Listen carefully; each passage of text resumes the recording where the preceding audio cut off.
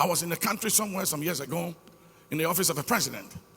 Then a very important person came, and I was sitting down quiet, talking to the president, and the president said, well, how is your friend?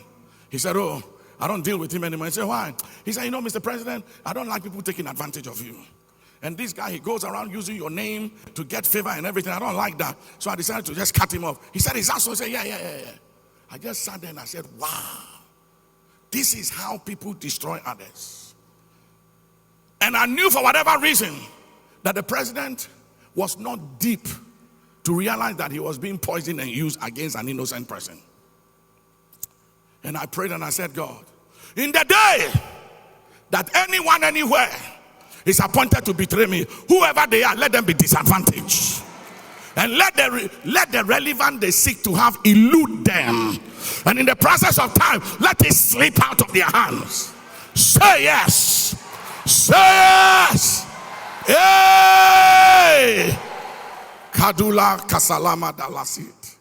And a lot of people are like that. You introduce them and you are finished. Yeah. They are so sweet and so nice to you till they get an opportunity to do you in. And they will finish you and starve you without thinking. And there are so many of that kind. Spirit of betrayal. Self-promotion. Competitive spirit. Give me the next point, my bishop. Division amongst brethren. Division amongst brethren. Go ahead, next point. Reap what they sow. Again. Reap what they sow. And you see, at the end of the day, the thing that people don't realize is that you will reap what you sow. Before you die, before you close your eyes, you will reap it. And when it comes to reaping it, it will always be more than what you did to others. It's just a matter of time. So some people say, oh God, why me? Why me? What have I done? What have I done? Why me? Why not you? It's coming back to bite you. So as long as you live as much as is possible, don't betray anybody to justify your pain or to justify your right. You and I have no right whatsoever. And you see, when I begin to go into the message, you realize that David betrayed Ahithophel. That is where the whole thing started from. David betrayed Ahithophel by taking Ahithophel's grandson and killing Ahithophel's grandson-in-law. Bathsheba was Ahithophel's granddaughter. Ahithophel had a son. As we go ahead, you'll see. And his son gave birth to Bathsheba. And Bathsheba was married to Uriah. And it was Ahithophel who brought Uriah because he wasn't a Jew, but the guy was good in intelligence. So Ahithophel brought him in because of his loyalty to David. And when David inquired about this beautiful Uriah, who is she? David was told that is Ahithophel's granddaughter. And still he went for her, slept with her, and killed the husband. And Ahithophel got offended. But you see, Ahithophel broke certain rules. Even though Ahithophel was the wisest man that ever lived. Ahithophel was better than Solomon. Solomon had wisdom. Ahithophel had the counsel of the Lord. And counsel is heavy. The Bible said when you heard the oracles of Ahithophel, it was as if a man had inquired from God. The guy was no joke. He was from the land of Gilead, but he couldn't deal with pain and offense. And he ended up dying. If you look at all those who betray others, they die prematurely and they don't die well. Ahithophel hanged himself and died. Judas hanged himself and died. Absalom was hung by a branch of a tree with his hair and died. Look at the scriptures, they all don't end well. If you want to end well, as much as is possible, don't betray anybody. Because if you do, before you die, you pay for it. It doesn't matter how long you live. You can live 120 years, you will pay, you will reap what you have sown. God will make sure you don't die till you reap what you've sown. The day you die means you have received the punishment.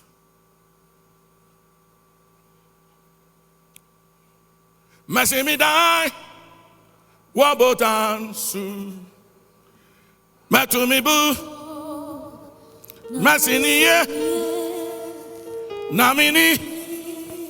Jesus, better. Oh, you name. See me die. Wabo tensu.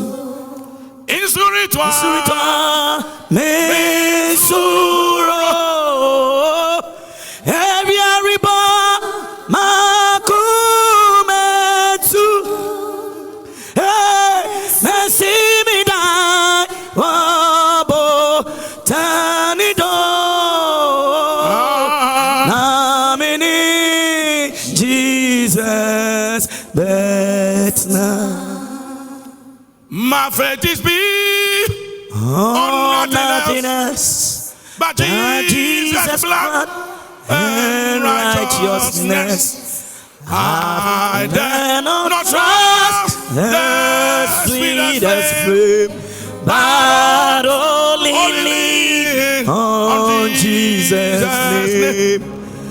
On Christ the solid rock I stand. All other ground is sinking sand. All other ground is sinking sand. You know, here, I'm just giving you introduction of the message. You can't ignore these signs when you see them. Somebody said to me, how do you deal with betrayal? And I said, first, the awareness. And second, realizing that it's a spirit.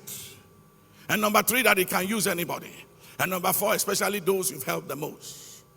And number five, it's part of the human nature to be betrayed. As long as you are in this flesh and blood, somebody will betray you.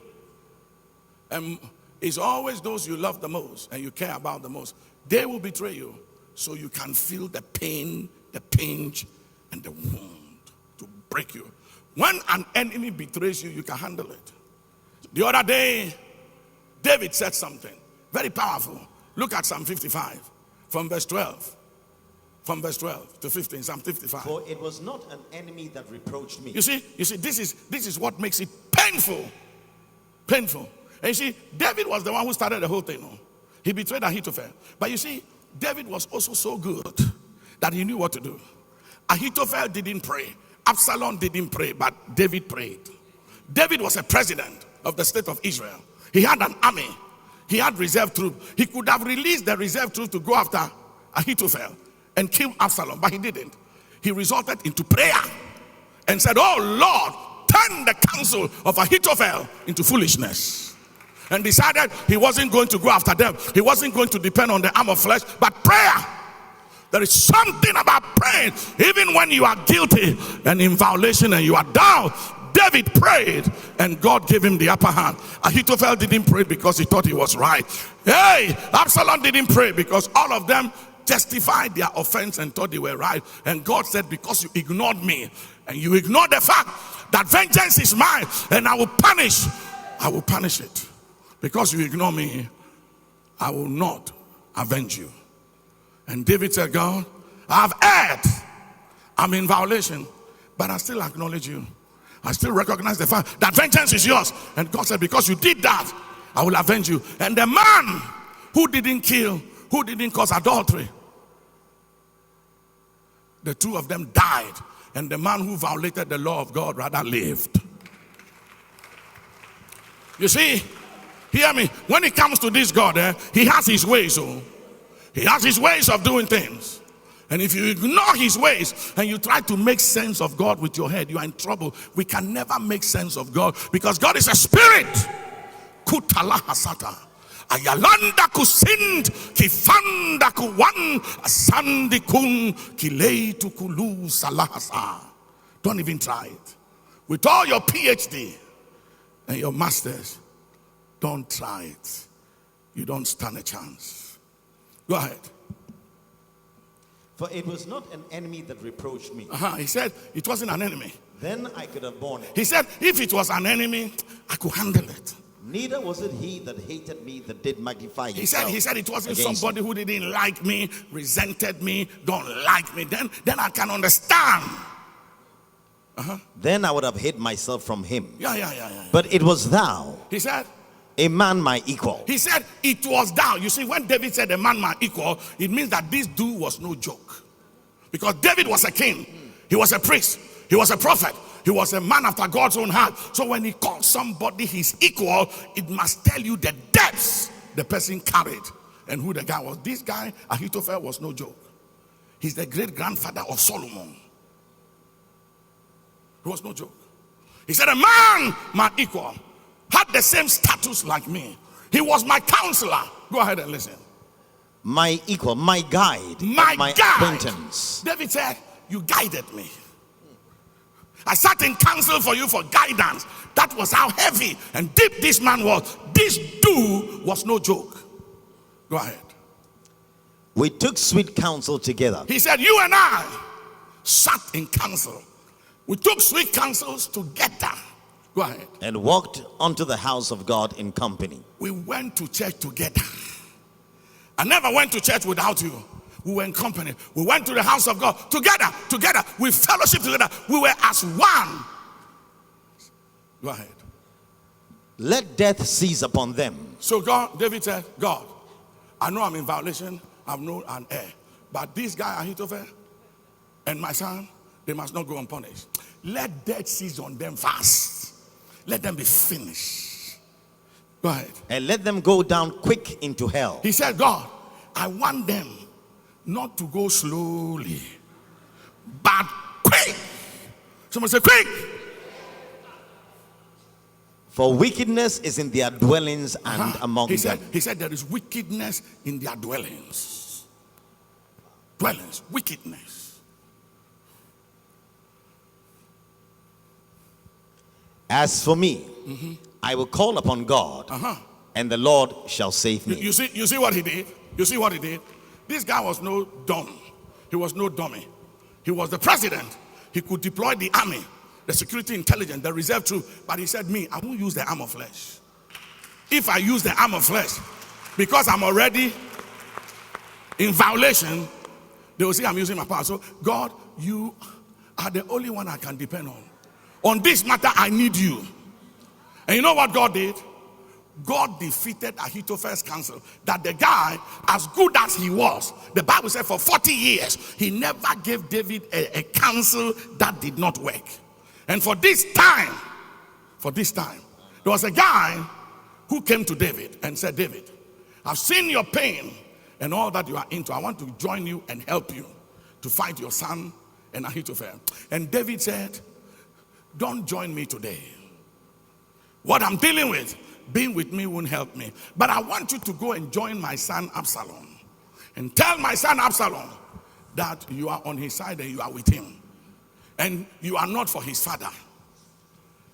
And be close to him, serve him, be loyal to my son. And he said, wait. When he gives Ahithophel a counsel, whatever he tells Ahithophel, make a counter counsel. Because if he follows Ahithophel's counsel, I'm dead. So this guy went, I'll show it to you as we go ahead. He went to join Absalom. And he said, I've come to serve you like I served David your father. But as for today, my loyalty is to you and not to your father. So foolish young man. And he bought into it. So when Ahithophel gave Absalom a counsel, this guy brought a counter counsel and said what Ahithophel has said is true. His counsel never fails. But he said, Absalom, you know your father. Your father is no joke. You know him. If we follow Ahithophel's plan today, we are all dead. So postpone Ahithophel's plan. Let's devise another strategy. And we'll follow Ahithophel's plan another day. The Bible said when Ahithophel saw that Absalom won't go with his counsel, he went home, set his house in order, and he hanged himself because he knew he was finished. And that was exactly what happened.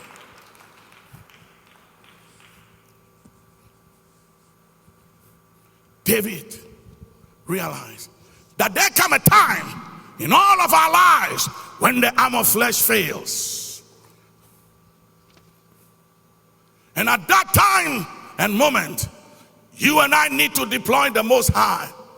For the Most High rules in the affairs of men. And David said, God, I'm in violation. I've erred. I'm vulnerable. But yet I need you. Ahithophel is right. Absalom, my son, is right. But they don't recognize you. They don't need you. They are arrogant. They feel they are right. But I'm wrong and I still need you. Can you help me? I need a mercy, Lord. Mercy. Help!